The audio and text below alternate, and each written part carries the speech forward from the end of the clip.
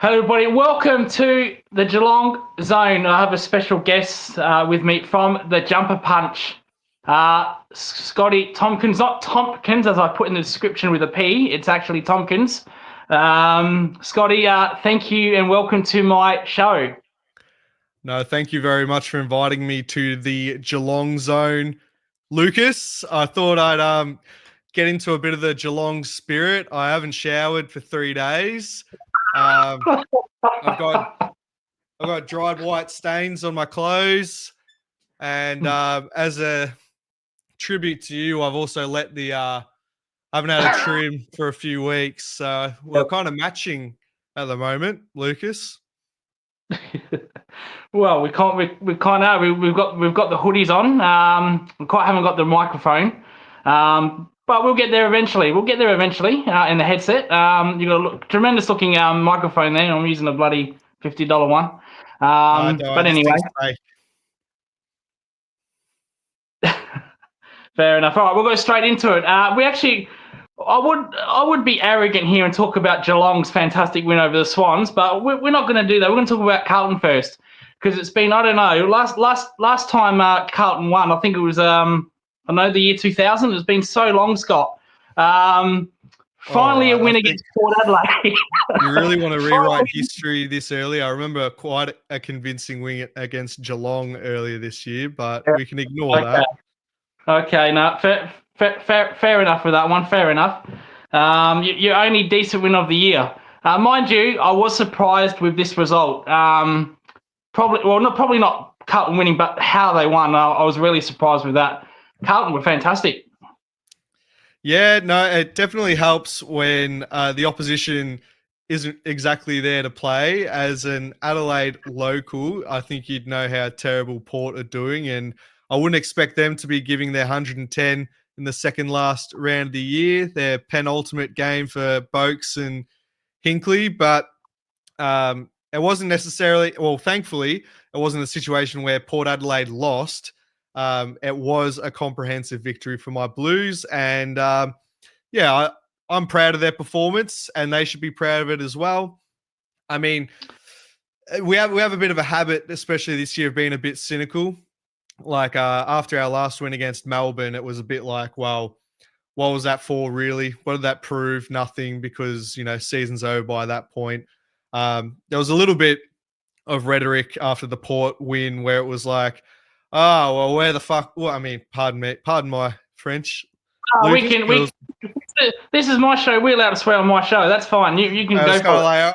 It was more like, all right, Harry, where the fuck has this been all year? Shit like that. But no, it was actually quite an exciting watch, surprisingly enough. And I know a lot of, like I said, a lot of Carlton supporters are a bit sick of getting ahead in the first quarter and not doing much after that. But we're able to follow it up with a solid 4-quarter effort, I believe. And you can only play the team that's in front of you. And yeah, they handled Port Adelaide quite well. And I wasn't expecting them to kind of be that poor. But hey, look, it was good. Just I hope they bring that effort going into next week and 24 weeks following that. Well, it's amazing what ball movement does. Harry Mackay looks sensational. Yes. Oh, man. We've only been gagging for fast and efficient ball movement for about, how long's Michael Voss been coaching? 4 years now. But it's great to know that when we've committed to him, not for an extra year, but for the remainder of his current contract, that I don't know how these things work behind the scenes. I'm just a punter, but it seems like there was a deliberate change in tactics, which was honestly mind-blowing because, we have not seen that in 4 years. Like, quite flabbergasted, actually. But the addition of Sam Walsh, like a truly generational player, and it honestly disgusted me that your lot thought that he would just be free for taking at the end of this year. Yeah, you know what I'm talking about. I know you were licking your lips, but mate, not for 2 first rounders. I wouldn't even consider it. But it's good to see a real competitor like Sammy rejoin the Blues, and you could just see it from that first clearance. Even that one time got caught holding the ball, and he's just doing that classic Walshy just precipice upon gamer moment. It's good to have him back, and then his comments post game. That's kind of what we've been missing all year, saying that we need to bring a no bullshit mentality. And he's a free agent at the end of next year, and there's been whispers of his contract being no. There's been whispers of his papers being signed already, which is a great sign. But yeah, the other I guess highlights and from that game is just some of our younger players, or maybe less experienced players, those that are under 20 games. I know people have been calling to play them all year, which I think we've debuted the second or third most players out of Bar Essendon this year. But it's those that have stuck around and have kept their spot in the team that have really, really impressed, especially over the last month. And if you pay much attention to the rhetoric that comes from the club or from Voss in particular, they're really highlighting that, because the senior players have been a bit of a letdown this year. But it's great to see them taking it by the horns, because a lot of them are on 1 year or even 6-month contracts. And to be doing what they've been doing this last month proves that they want to be there next year. And no, it was fantastic. I guess really, we're not fighting for a top 4 spot or even a top 2 spot like some people, but I don't know. It's all we could really hope for when things are as miserable as they have been, Luke. Well, you should know, just because Sam Walsh might sign, that doesn't mean Geelong won't go for him. You should know better than that. We'll go for it, whether contracted for 10 years or not. We try to get Simon Ranganini if we could. We're trying to get Harley Reid. We're trying to get everybody. So that doesn't mean anything if they sign Scotty up in Geelong. But a lot of Carlton fans, a lot of these punters, whatever you want to call them, say that they're too much centric on Sam Walsh and Patrick Cripps. I thought George Hewitt played his best game for the club ever. He was absolutely fantastic. It was a great effort by George Hewitt. I wouldn't quite say that was his best performance, but his progression has been astounding. And people have been sooking about Matt Kennedy all year, but I think people have come around to it now that George Hewitt would not have the year that he's had if Kennedy was still in the side. No, he's been a solid get since we got him from Sydney, and yeah, he's over the last 2 years he's flourished.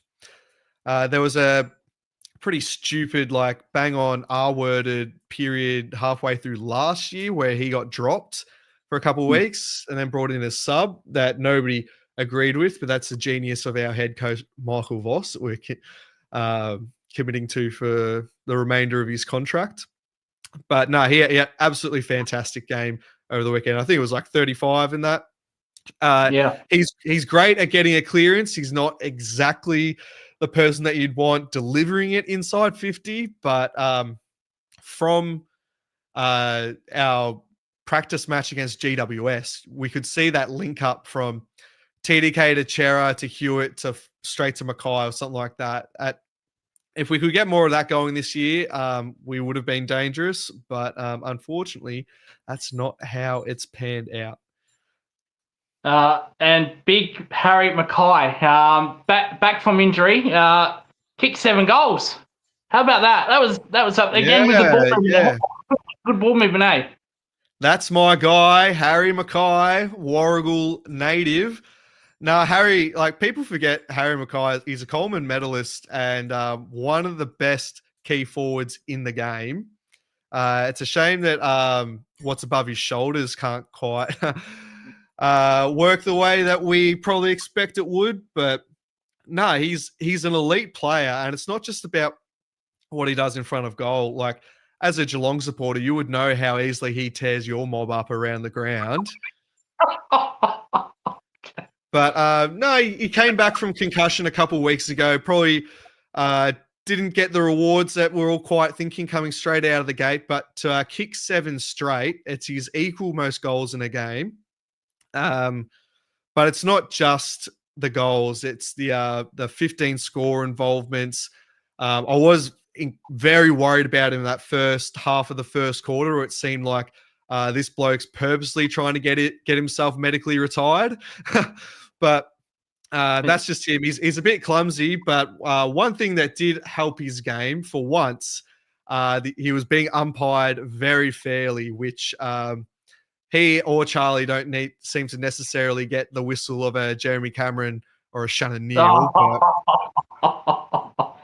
I'm serious. I'm serious. Like, if you watch, especially Harry Mackay, because the bloke, he's 205 centimeters. He's one of the most dangerous, even though he doesn't use his body physically, but just physically, he's one of the most dangerous players that could be out there. And he's sandwiched, he's grabbed, he's held, he's choke slammed every contest, and not a single free kick is given. But they actually threw the dog a couple of bones on Saturday, which was nice to see. And I mean, it didn't help. Aliir was, he's been playing on one knee for half a season now, but he was hitting almost career best form the last month. But he rolled his ankle pretty early into the game and couldn't quite recover from there. So no, it's great. And for a senior key forward at Carlton, it's good to see him kind of lead by example, unlike his counterpart, who, would you believe, is actually a vice captain at our club. But we don't necessarily have to talk about players that weren't playing in this game, do we? Is he back from the Tour de France yet? He apparently loves his biking. I think he's smoking cones in some shack down at Torquay with some other long-haired lout. So, oh dear. Well, you've uncovered a cult hero who's been playing in the VFL, Frank the Tank. He's been kicking a goal lately. Unbelievable. Francis Evans. I knew Frank the Tank would be a good pickup. I mean, let's be honest. He had a very rough start to the season. Everybody knew that, but he came in as a supplementary pick. He's on minimum wage. We all know he's been delisted twice now. And, you know, he was picked about a week and a half before the season starts. And even if you're a multi-million-dollar player, you're not going to just jump straight into slot straight into a team and expect to be pulling your weight. But he kind of did what a lot of people expect. You get dropped back to the twos and you earn your way back up. And what he's been able to do in the reserves is almost as impressive as what he's done in the seniors the last 4 weeks, bar when he was out for concussion. But no, he's actually our best small forward, which is a bit of an indictment. But Carlton's had the worst small forwards in the league for quite a long time. But yeah, if you're picking up a recruit from Geelong, chances are they've got the goods. It's just whether you can make it work. I'm being serious. Yeah. And especially if you're drafted by Geelong, it shows that you do have the potential. But I know that he had a lot to compete with at his time in the hoops. But I think it's just starting to click for him. And I'm very, very happy with what Francis Evans has produced for the last month. And I hope to see a lot more of it in 26. We'll say that. Another one of your small forwards has played a few games, Flynn Young. Really impressed by him. He looks like he's got a bright future. Kicked a couple of goals against Port last game. So he's getting there. Yeah, I really loved his pick as a mid-season draft. He wasn't across my radar, but the Werribee Football Club always is. They're great at kind of finding that talent from kind of under rocks in the last places people will look. And they're great for the AFL clubs to pick from. But he's a premiership VFL player. He does great as his role as that high half forward. I felt really bad for him when he first came into our side because our incredible senior coach loves to play our forwards as full backs, as half backs. Yeah. Billy Bob Joe, glad to see a big cock. Damo, Berkey, love you boys. But now that he's more in that natural role of his, you can really see something there. And he seems like one of those players where all he's ever wanted is to play AFL footy, and he'll do everything he can to keep that spot. So it's going to be a massive preseason at Princes Park, which I'm looking forward to. It's good that even though these less experienced players are there because of kind of less than ideal circumstances, they've taken the bull by the horns, and now they know what it takes to keep their spot. Every team has a whipping boy, and it seems to me your team loves to hate on Jesse Motlop. Where do you see him for his future? Now, we have multiple whipping boys at the Carlton Football Club. Thank you very much. If it's not Jesse Motlop, it's Lewis Young, Ollie Hollins. That was more last year, but he copped it really bad last year, which was quite a disappointment. But the problem with Jesse Motlop is for a majority of the season, we've just been seeing like 3 disposals, 4 disposals, 6 disposals, no goals, or if he has a shot on goal, it goes behind, it's out on full. I wasn't as hot on him as a lot of people were, because from round 1, you could tell he's not played in the right position. He's a small forward and he spends most of his time in the midfield. He's not Cozzy Pickett. He's not fuckhead from Freo. From Richmond, what's his name again? I'm drawing. Shy Bolton. Yeah. Isaac Hankin. Yeah, no, he's a small forward, and 23, he kicked 30 plus goals. He hasn't been. Well, I mean, last year he had I think he only played less than 4 games because of injury, and this year it's just been terrible coaching and positioning. He's a small forward, like he needs to be in the right position to be able to kick goals. I don't want to see him at halfback or even fullback. I don't want to see him spend 87% of his time on the ground in the midfield. That's not his natural position. He's a small forward, and hopefully once things have kind of reset and settled again next year, that's where we'll see him, because that's where he plays his best footy. Now you have Essendon this week, technically this week because it's Monday. You have Essendon this week. Surely that's just another W, surely, against the VFL team. Absolutely, but we were saying the same thing round 1. Yeah. Look, I know people getting like looking at looking at our final month of the year, people were down bad. You know, they were ready to get dicked down by every team for the rest of the year, or they wanted to get smashed by 10 goals every week just so we can have an excuse to turf Voss. But sorry, mate, I just need some water. That's all right. Take your time. We allow, like I said, this is my show. We can go do M-rated things. It's all good. It's all good. It's all good. But without taking the piss at all, this put it in the dubs, mate. Let's get the 4 points, bro. This is this is not going to be, even though Essendon, they have this habit of, like this year, of every now and then against a team they're not expected to beat, just either going right to the line, like against St Kilda last week, or have a very flattering score line compared to where they were expected. Like when they played, like Brisbane was probably the best example of that. And that's when they still had, I think, 4 or 5 of their best 22 in the side. But the way that Carlton play and the fact that it's at the G, this is going to be a good send-off for 24, I think. It's going to be about 10 goals. Well, Carlton at the G, that's surprising because he played last week at Marvel. What was that about? Well, because Marvel's our home ground and we're playing Port Adelaide. However, next week is Essendon's home game, but it's played at the G because they're playing us. Well, thanks for being obvious, but literally you play at the G. We know teams want to get away from Marvel. I thought Carlton was one of those. You don't. Hey, if we could play every game at the G, I'd love to. But I don't know if you remember that my club was bumfuck bankrupt about 20 years ago. And unlike other teams, we don't have the privilege of keeping our home ground.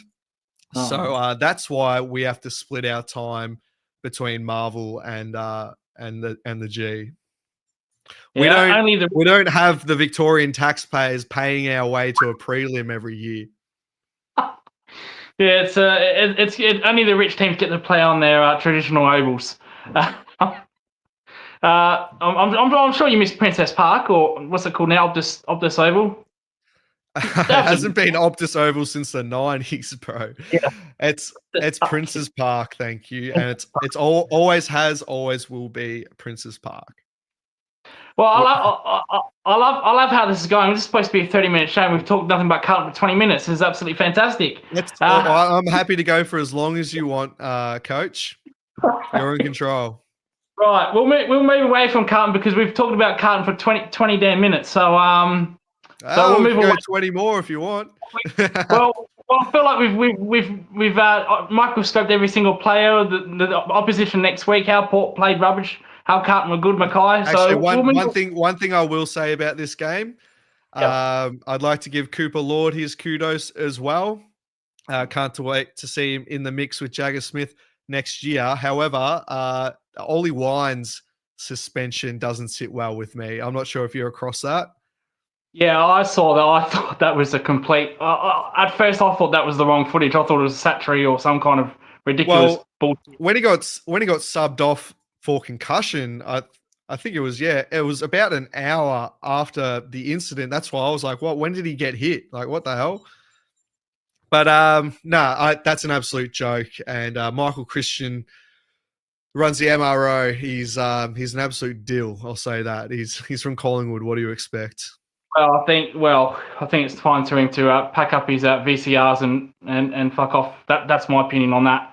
Hey! Some of us still need to hold on to our VCRs, Luke. So let's not. Yeah, I guess you do, Scotty. I guess you do. That's all you've got so far. Last time you won a premiership. But this guy, he's so inconsistent. It feels like it's made up every week. Every decision feels like it's just made up. I kind of mentioned this on Forever Rivals last Wednesday on the Jumper Punch channel, 7:30 every Wednesday. We had a bit of a chat about last week's incidents, and it's got to do with this this grading rubric that he's concocted, where it's the intentional severity, fucking blah blah blah blah. So he kind of goes across the cube, and then what he lands on, reality has to match his outcome, right? Not the other way around, because it provides no context and no leeway at all. It's a ridiculous system, especially the way that the tribunal set up, where it's like a court, like a legal system. It just doesn't match at all. And the fact that one bloke has the say and the only say about the actual grading and charges, it's completely fucked in what's allegedly a professional sporting code. I don't like. I've been watching football for over 25 years since I'm not counting my early years because I don't remember, but predominantly 25 years. I've never seen it so confusing or so made up in all my life with the MRP. Different players, different rules, different situations, different outcomes, different suspensions. It is an absolute shit show. It's an absolute joke. And you're 100% right. How can it be based on one guy's opinion? And he hasn't got anyone on his voice telling him, "Well, I see that differently, mate. I see this differently." He's, as you said, he's just making it up as it goes on. That surely has to be fixed. Well, knowing the AFL, they'll probably just keep him on for another 10 years. But it's just an absolute joke. Shannon Neal got one today. I don't know if you saw that incident. Shannon Neal got a suspension. Dog act. Yeah, I should have been for longer. But you just think, like, how do you come to that conclusion with your system? Your system's made up. It's not even the AFL. His system is not even from the AFL. It's completely made up. So what? So where's the rules?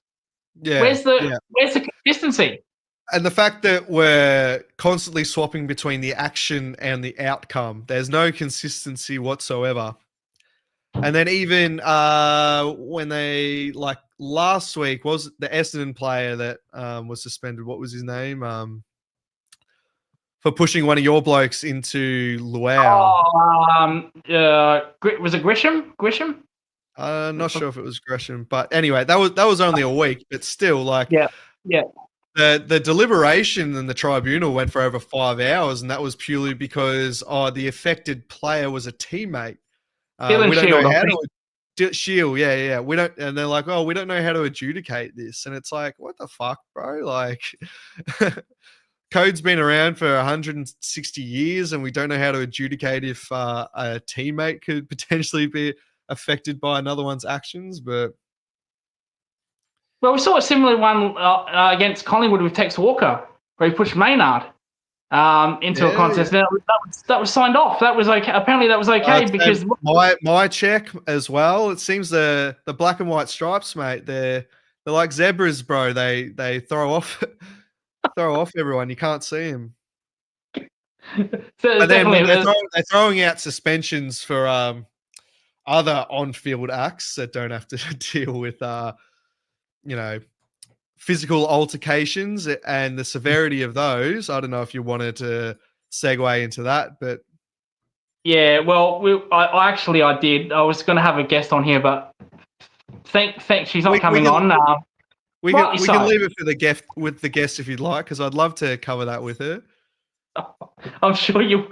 Unfortunately, her opinions might be too strong for the show, and my podcasting might be over before it begins. Even though I probably will agree with her. Isaac Rankin. The news is a homophobic slur against alleged. We haven't heard anything from Isaac Rankin, so I'll say alleged for legal purposes. Alleged so on Isaac Cranor.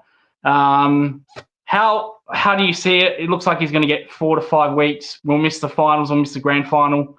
Even if Crows lose their first final, he's not playing this year at all. How do you see it? Your honest review. I mean, the way that I see it is, well, the AFL has been consistent in being harsh with similar acts of homophobic slurs on the footy field. They haven't exactly been consistent in the length of the sentence, but yeah, I mean, from what we know, it's looking like Rankin's staring down, at least missing, from what most people assume, every game up until a grand final. I know I think the word on the street is that it was directed at Quaynor, but let's not rush to conclusions. I think there's many possible players on Collingwood's list that it could have been directed at, but no, I think, well,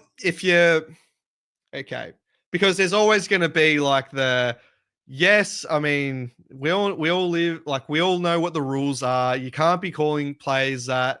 Then you have the other half that are going to be like, footy's gone woke, fellas, that type of thing. Like, people that are more pissed off about kind of the cultural influences around something like this rather than the actual act at hand. Yeah. Frank Gardner knows. What was I going to say? Fuck. No, it's more okay. It's more like, all right, players are gonna say a million things to each other while they're on the field, and we all know that. You could, if you wanted, you could say like, well, if somebody slips up, because it is still like your adrenaline's pumping, you don't know what might slip out. It's stupid if it does, but then if a player kind of dobbed another player in, that is technically like a competitive advantage, taking advantage of them slipping up. But I think for Rankin to say it in the first place and to think he'd get away with it is kind of stupid. But they can say a million different things to each other and not be affected. But we all know you're going to cop not just weeks, but fucking weeks if you pull this one out. So, yeah, stupid mistake. I'm sure he's sorry. It'll be interesting to see if the AFL caves. but if they're being consistent, it's got to be 3 to 5 weeks. Well, and I agree with everything you said. I like how you said that, heat of the moment, things are going to be set on the field. Back in 90s, 80s, I'm sure there's a lot worse. Actually, from what I've heard from my sources is that it wasn't exactly like a one-off. He was kind of getting into Quaynor's head about his painted fingernails, and it was quite a few times he's kind of pinged him for that one. But again, I agree with what you said. Imagine playing in the 90s and 80s, hearing all that kind of rubbish. It'd be absolutely relentless. I don't agree with what he said, but it's stupid. Come on, if you get caught, and you will get caught these days, you're going to get a harsh penalty. And these harsh penalties, Crows might win the grand final, and he won't be part of it. And I'm sure that's going to stick with him for a long time. But what stays on the field, that used to be like a 90s mentality, early 2000s mentality, but that's now gone now. Because everything that's said on the field is basically repeated in press conferences, player interviews. It's a little bit disappointing. I still believe in that principle. I played cricket at a Premier League club. I was one below state tier, and the stuff that I heard was just ridiculous, absolutely ridiculous. With disability slurs going around, which didn't affect me personally. But I didn't, go, oh, well, I want you reported, I want you out. That's just me. I don't speak for everybody. But I do miss it when what stays on the field, what says on the field stays on the field. But that's now completely dead now, which is a little bit disappointing for me to see. But with Rankin's punishment, I do agree also. There should not be 2-3 weeks. There should be a consistent thing where he gets 5 weeks. Other players, Jack Graham, Jamie Finlayson, they've all been suspended for 4 weeks or more. He just can't get 2 weeks or 3 weeks. If you give him a slap on the wrist, which I presume a lot of fans would want that, and a lot of fans would want him to get 8 weeks. If you give him a slap on the wrist, then you're just throwing out everything you've said in the past. So that's the problem. We've also got competing kind of minorities here as well, considering his ancestry, and who knows what they could pull out at a potential appeal. But I think even like, I know, yes, you want to stamp this stuff out. It's not a good look for the game. I honestly think that the punishment has been a bit too severe for what it is. But we can also look to the example, like everyone will always bring it back to this, but that of Willie Rioli. He self-suspended himself for a week, but the AFL kind of said, well, that's what we would have given him anyway. But I'll just look, Kyrie's there. Yeah. No, I agree what you just said about Rioli, and I agree with Kiri here. That was an absolute joke. How can you say in the heat of the moment, and when you're on the field, say, oh, you gay, such and such, but you can say, I'm going to get your family in the car park, I'm going to get your family at games, wait for the hotel, and only get 1 week for that. How does that happen? That's the problem I have. Now, when's Willie Rioli going to threaten to go on a diet or go to the gym or something? If they want to give Rankin 5-6 weeks, I've got no problem with that. But why only give a certain player who threatens family in that only 1 week? Are you saying that, well, that's okay? That's just a slap on the wrist. That's okay compared to what's being said?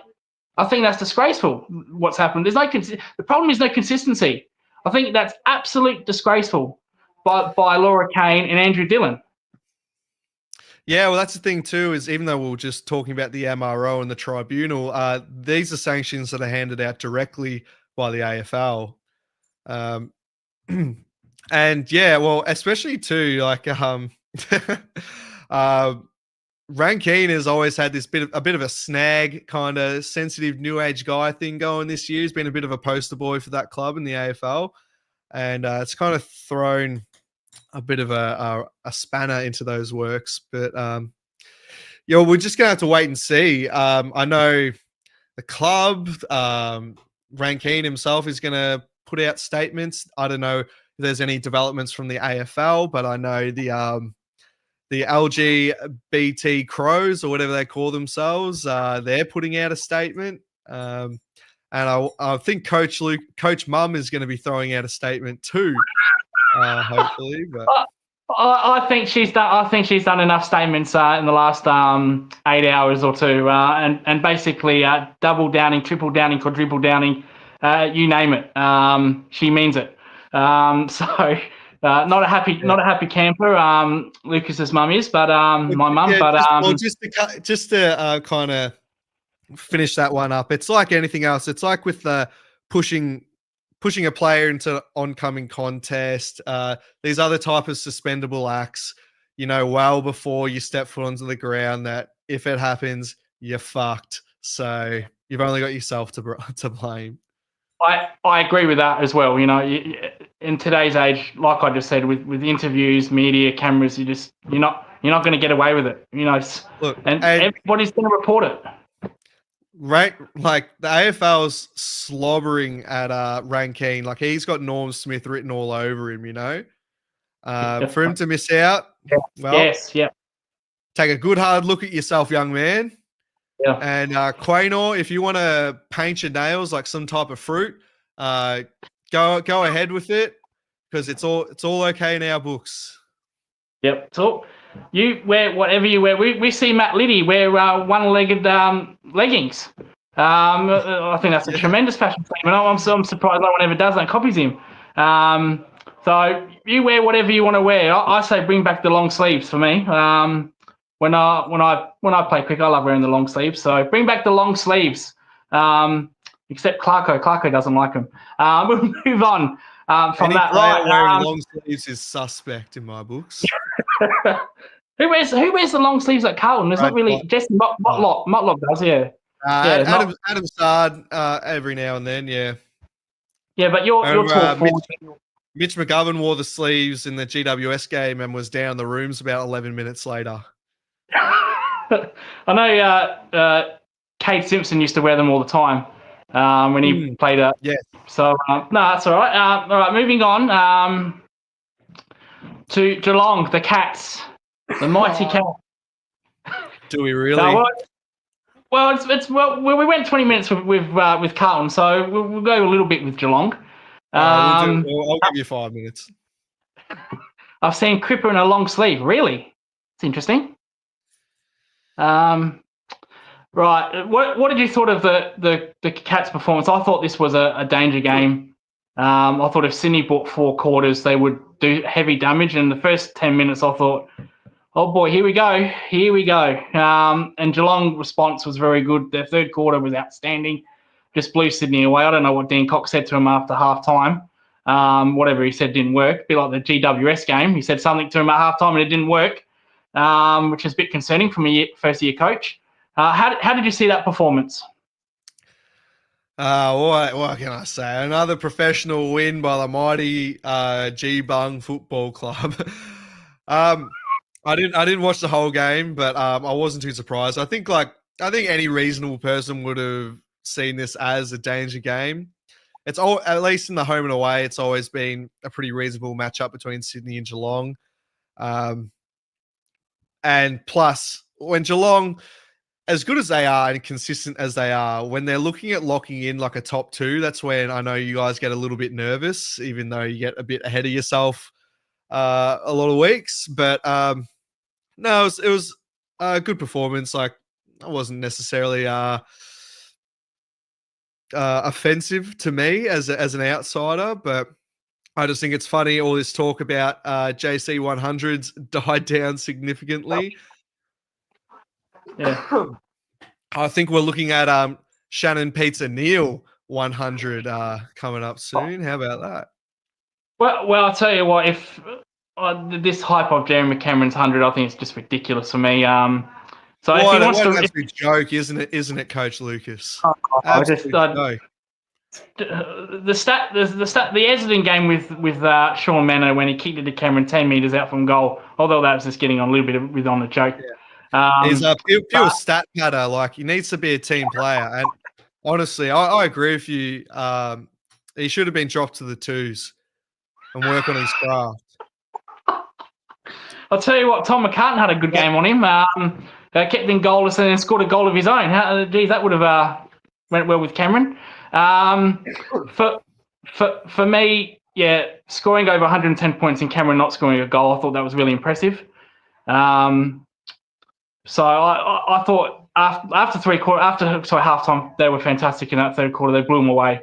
I was really proud of that. Sydney kicked the first goal in that fourth quarter, and I thought, oh, here we go, they're going to come back here. And we responded extremely well to that. That was the most pleasing thing, I think, about that game was our response to Sydney's comeback. And they just blew them away in the end. The game of the round, so I want to talk about Collingwood and Adelaide. How good was this? How good was this? It's a shame that Brisbane fucked it all up for us last week, or else we'd be really pissing our long johns after that one. The slide of the Collingwood Football Club, the fall off, has just been delightful, and it's the one thing that's brought me a bit of joy this year. But fun game to watch, even though Collingwood hadn't kicked a goal for about 70 minutes until right at the end. A bit of a stalemate in the rain, but it wasn't necessarily like the quality of the teams matched up. It was just more Craig McCraig was just so stubborn about continuously playing an extra man behind the ball and never actually committing to playing offensive footy. And every team knows now, like their forward line, if you just flood it, like all they're going to do is bomb it. Like they're like I've watched my team do it for 4 fucking years, or actually longer than that, much longer than that. It doesn't work, and I can tell you right now, Bobby Hill would not made a lick of difference in that game. And if they want to cry about Thilthorpe kicking the ball away right at the end, just to remember, fellas, the umpires got you considerably far ahead in that first quarter, and he still couldn't win that game. So yeah, well. 71 inside 50s. Before you look at the score, very well made aware of the fact they had far more inside 50s. Yes, you forget about the scoreboard. You think 71 inside 50s. You think Collingwood would kick over 100 points at least, at the very minimal. And you're right. Yeah. All they did was bomb it forward. All they did was bomb it forward to DeGorry. There was an incident where they were bombing it forward to here's their other small forward, Jamie Elliott, who had to beat 3 players. They were not smart at all. I've noticed, I don't know if you noticed, but I've noticed this with Adelaide. There is a weakness. Teams are figuring them out with high pressure tackling. Hawthorn did it for 1 quarter. The West Coast did it for 3 quarters, and the Crows really struggled. Collingwood did it for 3.5. They had 1 bad quarter, which is the second. So there's definitely a weakness there. If you can pressure the Crows and then apply tackling pressure to them, they crumble. And we've seen it for 3 weeks in a row. So there's definitely a weakness there. Teams can expose them. Yeah, missing Rory Laird as well. I think it did hurt them because it kind of made the midfield match a bit more even. But it's like you say, I think it will be very, very interesting seeing them go into finals. Like they got the minor premiership locked up, I'm sorry to say, Coach. But it's really who they come up against on the big day, on the last dance, because I think the best thing they can hope for is another interstater at the G, really. Yeah. Well, Well, I don't think they'd be confident. Everyone's begging for this true neutral grand final. I hope that we get it, honestly. So whoever wins is furthest away from Victoria, and I don't have to fucking hear about it for another year. Well, they do say Geelong's pretty alien to Victoria. They're kind of the outsiders. A lot of fan base to say that. You fellas are on a different planet. I'll give you that. But well, I would rather focus on Collingwood, to be honest, with you mate. How does the team go three games ahead on top of the ladder, clear premiership favourites, and then what? They've lost 5 out of the last 6. They've only beaten Richmond, and even Richmond kept up with them for 2.5 quarters. I said this all year. I said this from round 8. I said the cliff is going to come. The cliff is coming. So we'll start with Sidebottom. We'll start with Pendlebury. We'll start with Billy Elliott, or Jamie Elliott, Billy as I'll call him. Though he's been pretty good this season, must admit. But Pendlebury, not having the best season. He signed another year, so obviously they're trying to stat pad him to the whole games record holder. Yeah, don't like it. Don't like it. Humorous. Side bottom the last 6 weeks has been off, so it's basically the Dacos brothers have been dominating. Mind you, Nick Dacos had a really good game against the Crows, but it's basically them or bust now. These other players, that are getting older, not performing as well, minus Billy Elliott. So definitely a weakness. They're definitely falling off the cliff, and they're going to have to come back and play Adelaide again. Looks like it. So they might have to bring more umpires down there to win or make it close. Yeah. Well, I think I've been saying it since the start of the year. This was their big gamble. It had to pay off this year, but it's looking like everything's falling the way of the doubters, and it's going to be a big press S in the chat for Collingwood. But mate, the whole thing about the crow throws, right, is that it was blatant. But let's not forget that Collingwood are just as guilty in that regard. It's just, really, I believe they're just the better team on the day one, and sometimes you just get the benefit of the umpires. But if we just rewatch that first quarter, I think 3 goals and especially that 50 at the end were very, very easily handed to them. Yeah, I agree with that, and I don't think they're going to get 71 inside 50s in 2 weeks' time against Adelaide. I don't think they're going to get that. Absolutely not. One more game I want to talk about before we head off is the Gold Coast and GWS game. I can't stand Gold Coast. They annoy the hell out of me. They're getting free rides from the AFL. I used to be all in with this team. They're the new club. I'd like them to do well, but they're getting handouts now. Now they're performing as well as they should, and they're actually you'd be worried about playing them at Metricon. That's why you've turned off them. Yeah, well, I'm worried about playing them in anywhere up far north, Metricon or in Darwin. Yeah. I want more Darwin Geelong games actually. Yeah, when we got absolutely spanked by them last year up in Darwin. Very humorous game. We all know that they've got this ridiculous game coming up against the Essendon Football Club, who are depleted. This game should have been rescheduled months and months ago. If they finish 8th, I feel sorry for whoever finishes 9th, except for Hawthorn. If Footscray finished 9th or Freo finished 9th because of this game in hand, if I'm Footscray or Freo, I'm gonna request the biggest, softest draw in AFL history. I want 10 games at Ballarat, 15 games at Optus Stadium. It's just an absolute joke. What's wrong with Gold Coast playing the same amount of games as every other team in the league? It's not their fault that the AFL fucked everything up. Well, no, it's not. It's not their fault. Lucas? Would you be crying if they played their game in round 3 and you had the extra game in hand? But probably not. I'd love it. I'm not a Gold Coast supporter. Mind you, they have a good, very good chance of finishing 4th now, but they're still going to have a week and a half break compared to the 2 that every other team gets. Yeah. Oh, I'm sure that's going to go a long way against Essendon VFL. I think they can play their reserve team and they'll build it Essendon. I think they still even get a 5-day break going into that game as well, mind you. So we will.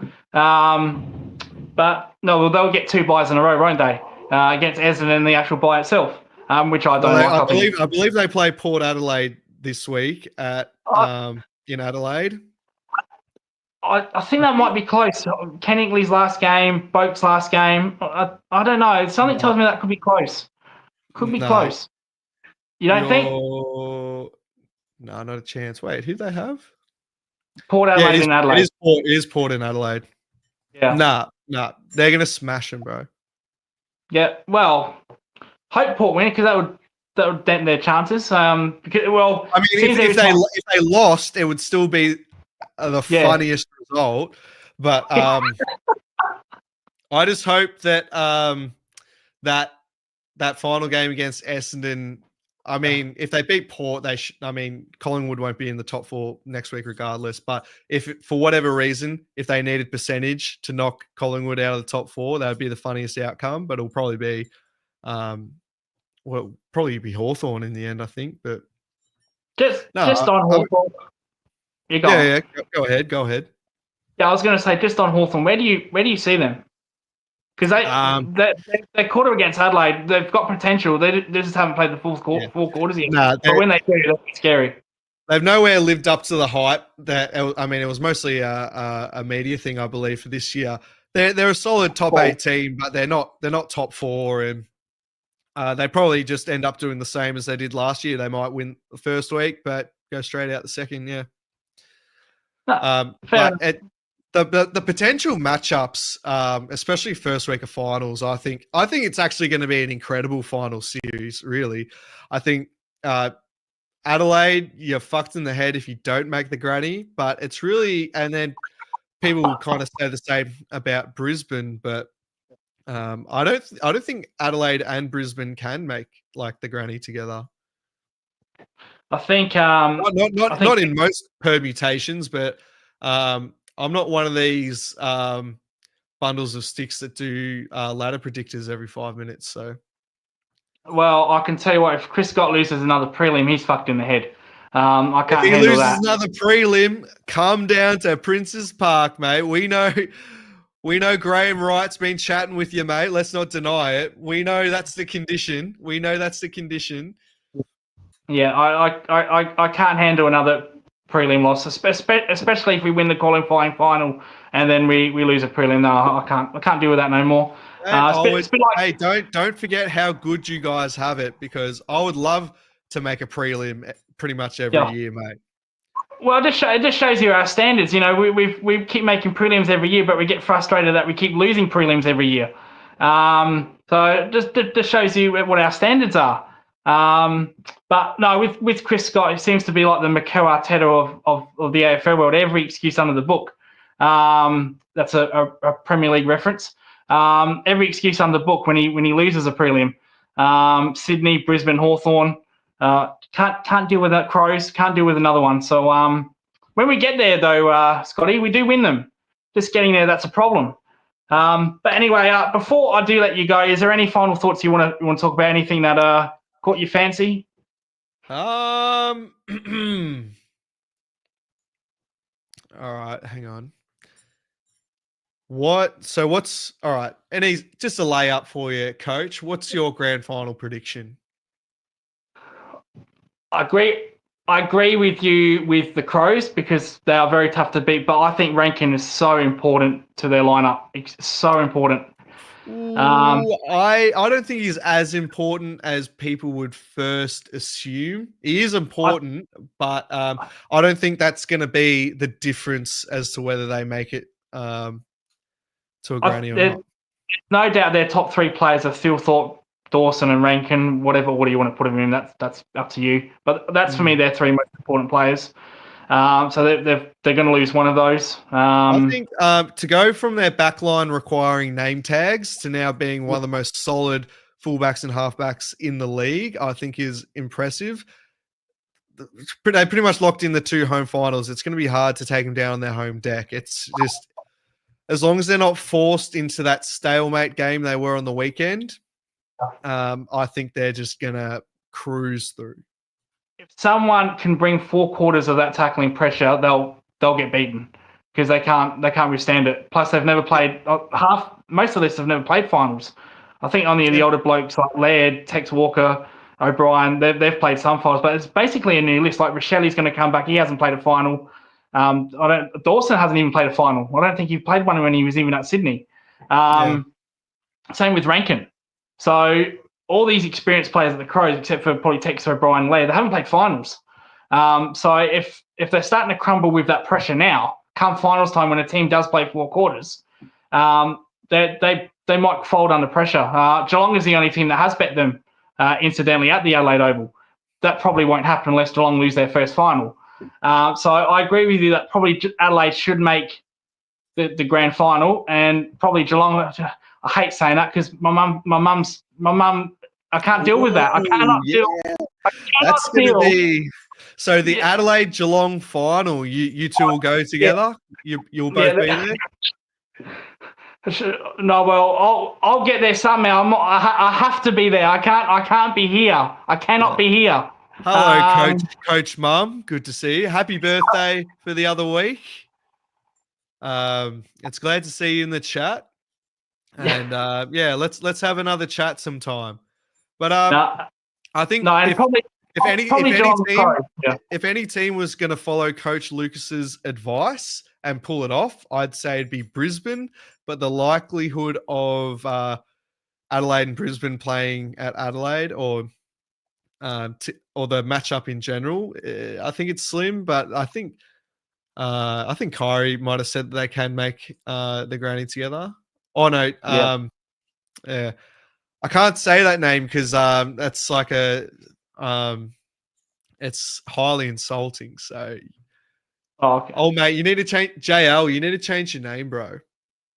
Like the fact that you guys call Jeremy Cameron Jezza is bad enough in itself, but then this guy, as a Geelong supporter, calls himself Jezelenko. I just can't stand for that. Good Jezelenko, the Carlton legend, Busey, yes. No, it's looking like Crows and Geelong. Brisbane do row me. Brisbane don't fear the MCG. They know exactly where the MCG is and how to play it. They've been good at the MCG in recent years. So that does scare me a little bit. So it just depends. Brisbane are hot and cold. I don't know what you're going to get from Brisbane. They were terrible against Sydney, but fantastic against Freo. So it's interesting to see. But I'm going to say, Geelong and Adelaide for me. Brisbane is that like not getting into their heads or anything, but they don't seem too phased about losing winnable games. Yeah, they don't. It's a weird one because they do lose. I know Fags is rightly pissed off, but the players don't seem like. I think they seem to know that they can pull shit out of their ass. I don't know. Well, maybe because they won a grand final from fifth. Maybe that's the case. They thought, well, we've done it before. We can do it again. It seems to me that these pre-final buys is no advantage for the top two these days, with Bulldogs winning their grand final from I think seventh or eighth, and then Brisbane from fifth. Yeah. So finishing top two isn't really an advantage as you think it is because of that finals bye. Because if you win your qualifying final, you're playing two games on 40 days, so there's a long break. And teams that are playing their first week of finals and have to play a second week, they're benefiting from that, as we saw with Brisbane and Bulldogs. So it's interesting to see that. I don't like the finals bye. I've never been a fan of that. I think they can get rid of that. If you want to buy during the finals, make it before grand final, and even I don't like that. I don't like buys in general, to be honest. Maybe one buy for the whole week in the middle of the year, and that's it. Like it was in the 90s. There seems to be a pattern with me in the 90s, where everything was fun. Well, it wasn't fun for Geelong. We lost 3 grand finals. I think the last time you boys won was against us. Probably one of the. I think out of the top 3 greatest grand finals of all time, all 3 are Carlton's actually. 95's definitely up there, but that was 30 years ago, and it was 30 years too long. Well, just to wrap things up, Coach, I'll ask you kind of like the inverse of my last question. Who's missing out on finals? I think probably Freo. I think Freo for me. I agree. Again, a team that's so hot and cold on their day, they can beat anybody, but they seem to go back to old ways. Long ball, like ball movement, be like Collingwood, blast it long, see what happens. I think they'll miss out. I really do like Bulldogs. I think they'll win in the last game. Yeah, my big call at the start of the year was that GWS would miss finals, and it was looking like, I knew what the fuck I was talking about for a while there. They're still not trustworthy, but they're just good enough to be top 8. But I mean, the fact that it's kind of down to Freo and Footscray, it's pretty nice. It'll be a fun game to watch. But there's no way that I can trust Freo and the Doggies. the doggies at Marvel, mate, under the big lid. It'll be a fantastic battle, and Footscray will get smashed and knocked out first week of finals. But at least we'll have a bit of fun in the meantime. Well, it won't be at Marvel. They would have to play their finals at the MCG, which is so weird. They played a game last week. I mean, next week. Yeah. So when they play Freo, that will be at Marvel. Yeah. So no, I think the percentage doesn't matter with them. I think if Footscray get a home final, I think they deserve to play at Marvel. It is their home ground. I agree with that. But the last time they got in a final was against the Crows about 6-7 years ago, and that was at the MCG. Where they played Crows. So even they don't get home finals, which is a disgrace. So I could go in an hour about this, but I won't. Anyway, Scott, from the Jumper Punch, thank you for joining us. Your description of your YouTube channel will be in the link below. The Wednesdays, the Jumper Punch, you do a terrific job along with Rocco and Beauchamp. Thank you for coming on, mate. I really do appreciate it. Thank you very much for having me, Coach. Thank you very much. Don't forget to tune in to the Jumper Punch tomorrow night at 7 p.m. is our maiden show with Rocco, Mars, and 2 special guests. Wednesday night, I jump on every now and then for Forever Rivals at 7:30 with the great Magpie Manny, Liam, Mark, and Rocco. During the games, we have watch-alongs, which is hosted by the great Bo Check. Yeah, Bo Check. Post games now, we have emergency meeting, which is your best post-match Carlton kind of fan cam show going around. And then Sundays, we have Blue Sunday with Bangkok Joe, Big Vincenz, and the great Norm Smith medalist David Rees-Jones, as well as Michael Sebastiani. So make sure to check out the Jumper Punch for all of your Carlton content, because it's the best in the game. Actually, our sister channel, the Monday Blues, they're going live tonight at 9 p.m. and they'll also be live 9 p.m. Thursday night if you want to watch the Arab flavor of Carlton content. But that's it for me. Thank you very much, fellas. Love you all, and love your community. And most of all, I love you, Coach Lucas. No, thank you, Scott. Your channel, Crows Girl, I love you too. No, thank you, Scotty. Your channel, especially Rocco, have been much nicer to me compared to that guy Terry from the Blue Abroad show. But we won't get into that. If Terry is watching, gather around charity boxing night. That'd be good. I'm calling you out. But he hasn't responded. So I wouldn't mind. I wouldn't mind having Rocco on next as a guest. I think that show's going to go off if I had Rocco as a guest. Imagine that show.